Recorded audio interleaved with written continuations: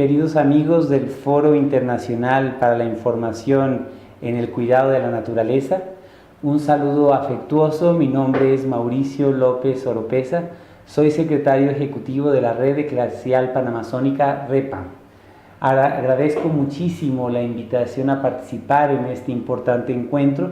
Me disculpo con ustedes por no haber podido asistir en persona, pero gracias a la tecnología nos podemos hacer presentes y acortar distancias.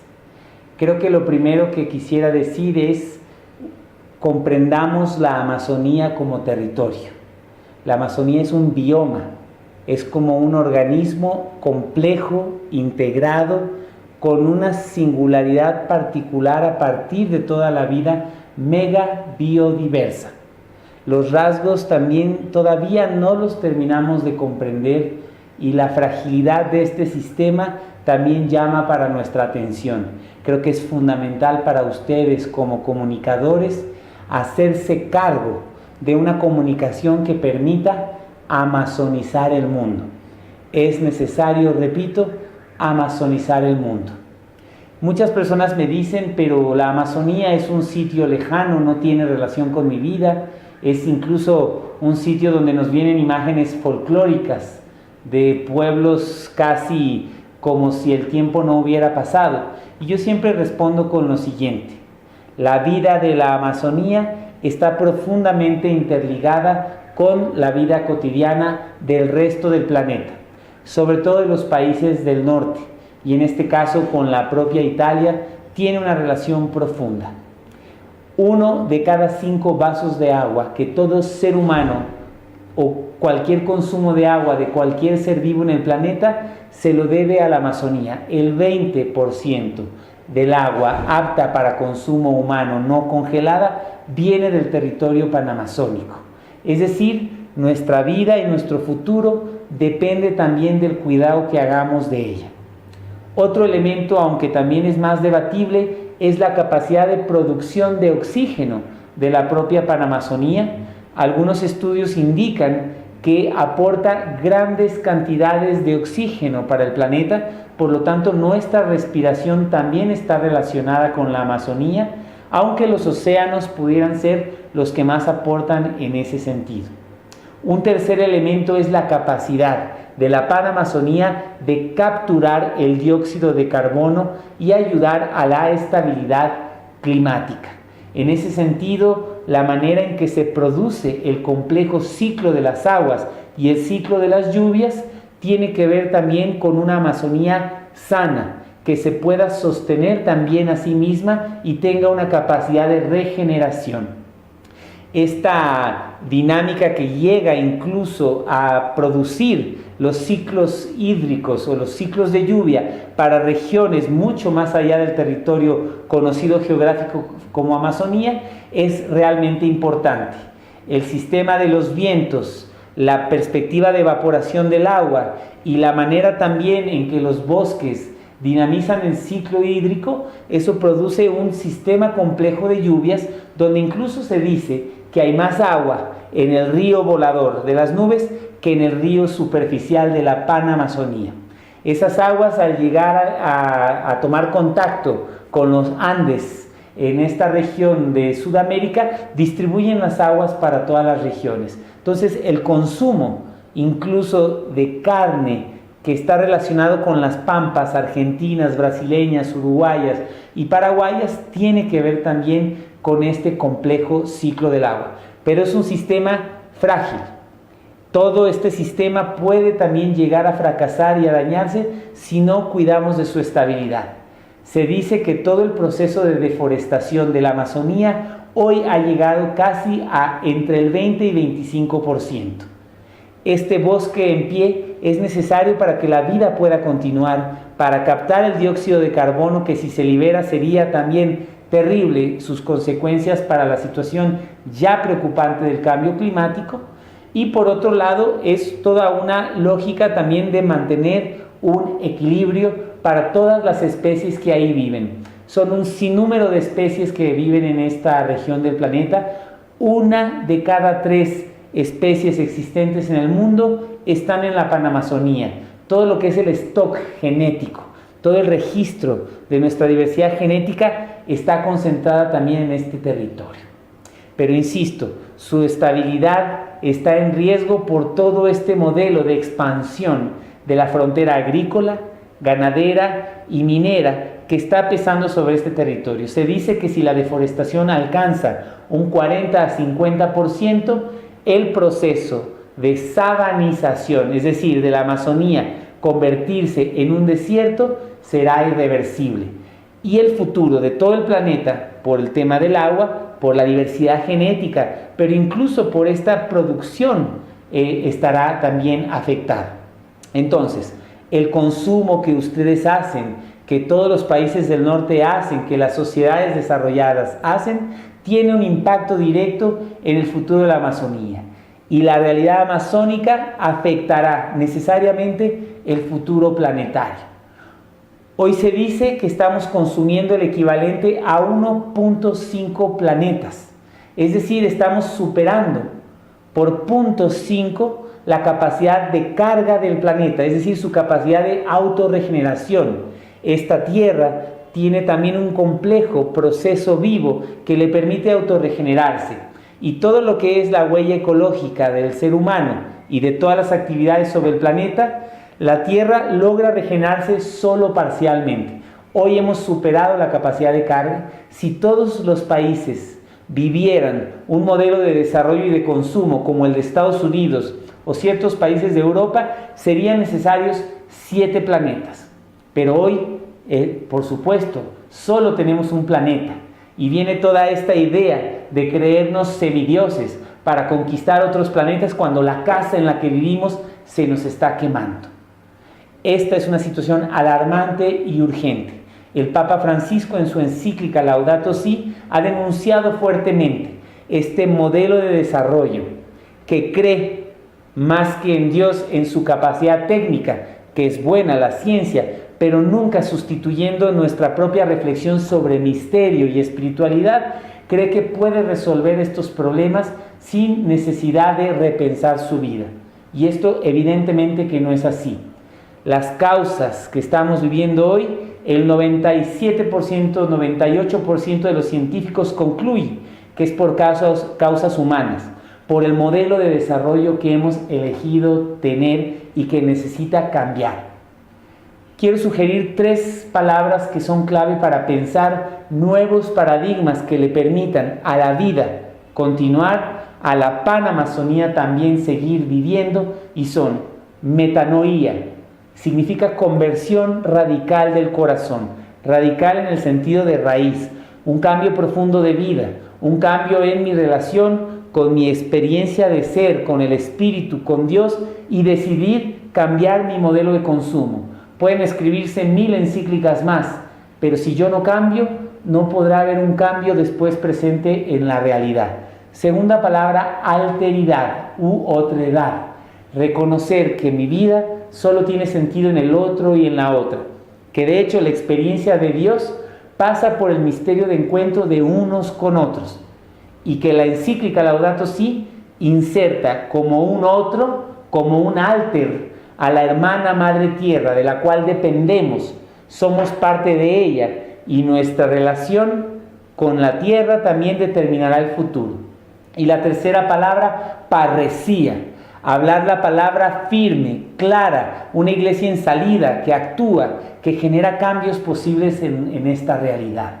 Metanoia, alteridad y parresía.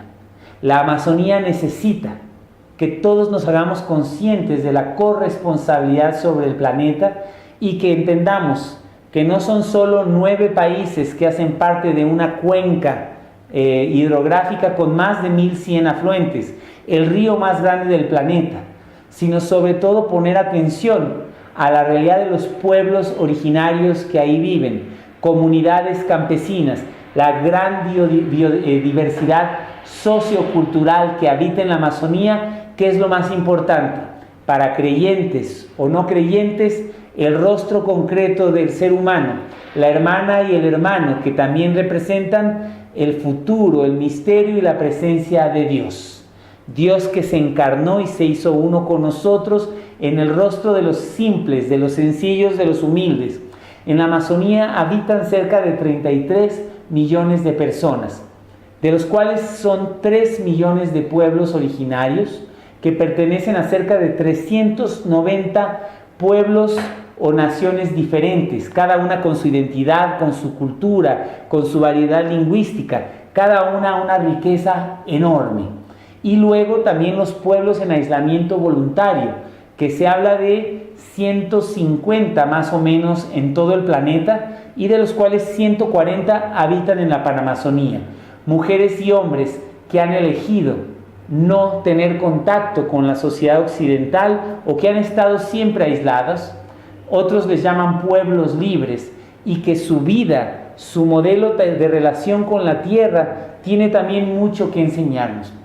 No se trata de idealizar y volvernos como aquellos pueblos, sino de aprender algunas de sus prácticas de relación con la tierra, entre ellos como hermanos, y con la espiritualidad y con la trascendencia.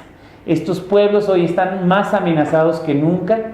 El modelo de crecimiento que está instaurado, sobre todo por las sociedades de consumo, tanto de las grandes ciudades como del norte planetario, están produciendo un proceso que puede ser casi irreversible. La Amazonía necesita un cambio radical. Como ya lo decía, la situación de expansión de la frontera agrícola, ganadera, minera, petrolera y todo este modelo de monocultivo está produciendo graves violaciones a los derechos humanos de los pueblos originarios que ahí han habitado siempre. Hay situaciones de persecución, de criminalización, muchos gobiernos también cómplices o en algunos casos incapaces de hacer cumplir lo que debería ser fundamental para todos, los derechos humanos, y cumplir con los acuerdos y los convenios internacionales y honrarlos, para que pueda haber un desarrollo que sea equilibrado, donde el planeta tenga futuro y los pueblos, sobre todo los pueblos que ahí viven, puedan seguir también viviendo y enseñándonos otras formas de vida. El Sínodo para la Amazonía es fundamental en este sentido. La Iglesia, que ha estado presente desde el inicio, también con equivocaciones y tropiezos, por lo cual debe pedir perdón, como lo ha hecho el Papa Francisco y también lo hizo San Juan Pablo II, pero una Iglesia que participa de la vida, que aprende la lengua, que acompaña y vive los dolores, las alegrías, las esperanzas, y desde ahí va haciendo sentido del proyecto de reino. Este sínodo es una oportunidad para escuchar de verdad estas voces del territorio y acompañarlas, para afirmar nuestra opción para permanecer con ellos y hacer apuesta también de vida, compromiso fundamental por la vida y por el futuro planetario, y desde una perspectiva encarnada, cuidando y respetando la gran propuesta de esta Iglesia que nos une en comunión, pero afirmando también la diversidad que siempre nos enriquece. Vamos a ver un pequeño video donde escuchemos voces concretas del territorio, y después volveremos simplemente para algunas reflexiones también finales sobre lo que es el papel de la Red Eclesial Panamazónica, la cual represento en este evento, y lo que es nuestro aporte al Sínodo Especial para la Amazonía, que agradezco mucho al Cardenal Valguiseri, que me antecedió, por también invitarnos a participar de este hermoso proyecto. Veamos este pequeño video. La Amazonia es tierra disputada desde varios frentes. Por una parte, el neoextractivismo y la fuerte presión por grandes intereses económicos que apuntan su avidez sobre petróleo, gas, madera, oro, monocultivos agroindustriales.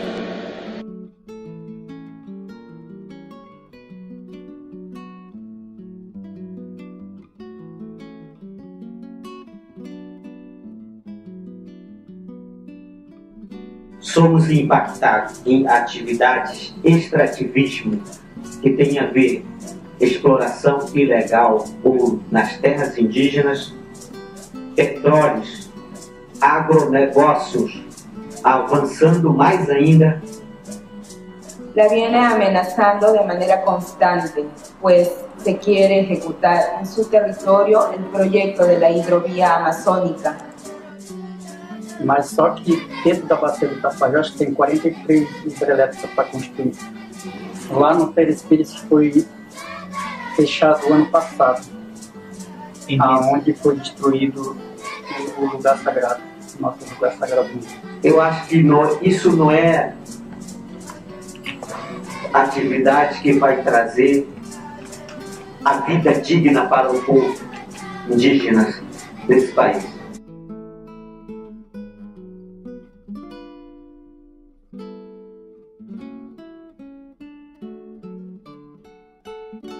Queremos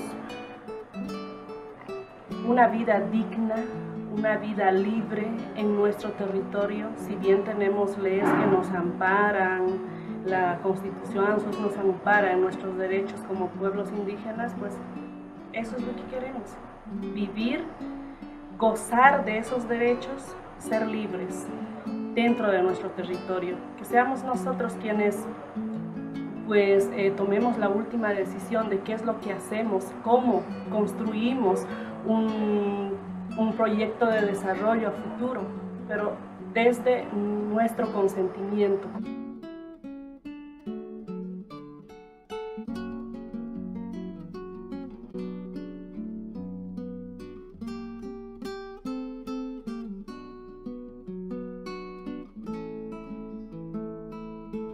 Nós não somos nada. Sem terra, nós não criamos nossos filhos, nós não somos criados. Nuestra lucha es de exigir al Estado que cumpla con la ley, con la Constitución y que se respeten nuestros derechos. No incitamos a la violencia. Sin embargo, el Estado deslegitima. Y como una respuesta de la Iglesia de la zona para atender estas necesidades es que se arma un grupo, un equipo de chicos para trabajar todos estos temas, y es así que desde el 2008 venimos trabajando el tema de titulación de comunidades nativas, georreferenciación de los territorios de las comunidades ribereñas porque no tienen base legal que sustenten o que les protejan el territorio, y el tema de productos alternativos como la agroforestería como una alternativa para los campesinos.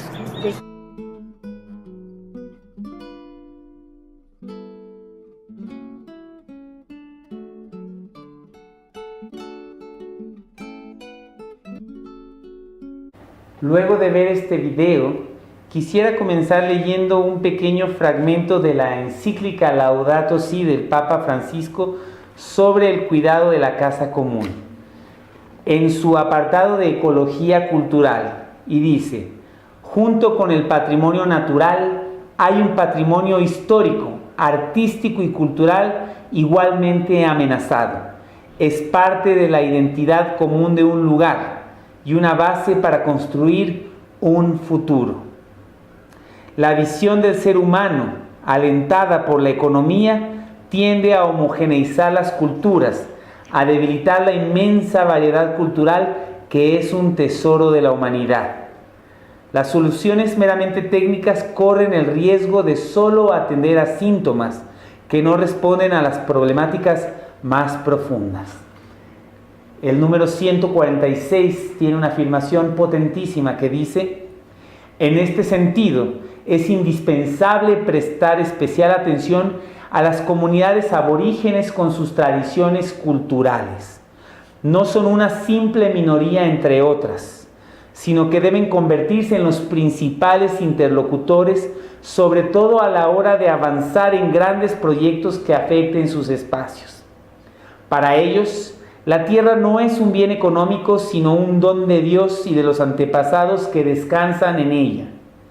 Un espacio sagrado con el cual necesitan interactuar para sostener su identidad y sus valores. Cuando permanecen en sus territorios, son precisamente ellos quienes mejor los cuidan.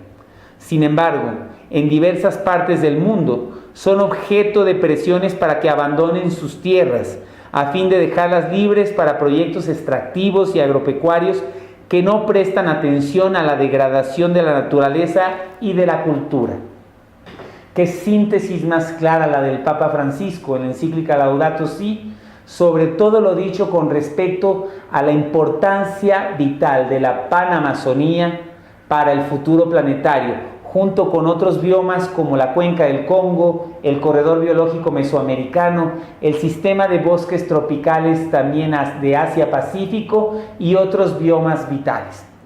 En esta frase el Papa Francisco sustenta lo que es el llamado a este sínodo especial para la Amazonía: escuchar las voces del territorio, sobre todo a los pueblos campesinos, originarios, periferias de la ciudad, pero sobre todo pueblos indígenas, a menudo los más amenazados, como dijo el Papa en octubre de 2017 en el anuncio de este sínodo. La Iglesia, a través de la REPAM y de sus múltiples expresiones también presentes en el territorio, quiere acompañar la vida, defenderla, quiere construir proceso del reino desde la justicia, la solidaridad y la posibilidad de un buen vivir. Quiere abrazar la sangre que ha bañado también y se ha sembrado como semilla martirial para que otros tengan vida y la tengan en abundancia. En ese sentido, el Sínodo de la Amazonía es una oportunidad única, en el marco de una intención de la Iglesia de caminar cada vez más en esta misma dirección y al mismo ritmo, sinodalmente, para poder responder a este grito y abrazar la esperanza que de ahí viene. Y en ese mismo sentido mirar a otros territorios, que la Laudato Si se pueda encarnar en los distintos sitios, que la Amazonía sea una expresión de posibilidad que ayude a otros y otras, y que sea una invitación siempre a caminar juntos con dos elementos más: la conversión pastoral, el itinerario del Evangelii Gaudium, que significa reconocer cuál es la identidad de la propia Iglesia, una perspectiva evangelizadora, pero evangelizadora en salida, respetuosa de la diversidad cultural, que se afirma en los rostros concretos y que hace una visión de lo social para la evangelización. Y la conversión ambiental o ecológica en la encíclica Laudato Si, que nos dice: no hay dos crisis, es una sola crisis socioambiental, y donde nos regala también la categoría de ecología integral, que nos obliga como creyentes a hacer una lectura interrelacionada, porque todo está interligado. Las dimensiones política, económica, cultural, humana, ambiental, social y espiritual, para entender la complejidad del misterio de Dios en el ser humano, en el entorno y en la hermana madre tierra, y responder concretamente a esto. El propio Papa nos dice en la encíclica: esta es una encíclica que hace parte del magisterio social de la Iglesia, no es una reflexión aislada, es inherente a nuestra reflexión y es un llamado para toda la humanidad. A fin de cuentas, como dice o dijo Teilhard de Chardin, no somos seres humanos teniendo una experiencia espiritual, somos seres espirituales teniendo una experiencia humana. Ahí el misterio de la encarnación. Quizá una palabra más, agradeciendo a la Secretaría del Sínodo de los Obispos y especialmente al Cardenal Valdiceri y su secretario, y al Papa Francisco por la encomienda a la REPAM, la Constitución Apostólica Episcopalis Communio, de la cual ya habló su eminencia el Cardenal Valdiceri, nos plantea en los números 6 y 7 sobre todo el intento de ampliar la escucha, el intento de la participación del pueblo de Dios desde su sensus fidei incredendo, desde la revelación de Dios en su capacidad de creer, descubrir a Dios, discerniendo lo que es propio de Dios en este caminar, pero también revelando una intención de sinodalidad en la Iglesia, de mayor escucha.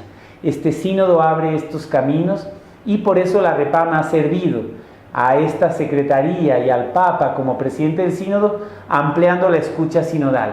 Ha dirigido uno de los dos canales de escucha que se han establecido para este sínodo especial, que es el que ha querido ampliar la escucha territorial en el espíritu de la Episcopalis Communio.